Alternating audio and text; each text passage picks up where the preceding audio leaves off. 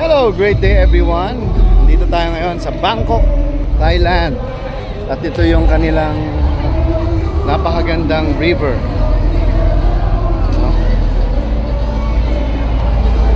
So, as you can see, kakaiba ang ganda dito. Alam niyo, imagine niyo kung ito ay parang Pasig River natin. Dito, tingnan niyo yung turista, sobrang dami. Punong-puno. And imagine kung ganito ang gagawin sa Pasig River. Eh wala eh. Hindi ganun eh. Kaya kahit, sa totoo lang, madumi yung river nila. Madumi yan oh. Puro burak. Yan oh, maitik. Hindi mamaitin pero puro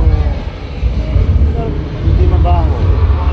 Actually yan ang plano sa Pasig River ni Ramon ang kaya nililin. So, River City. So dito tayo sa harap ng Icon Siam or Icon Siam.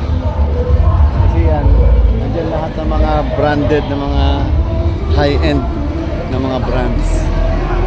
So yan, kita nyo. Again, welcome to the Puchology Travels. Where the Voice Master travels.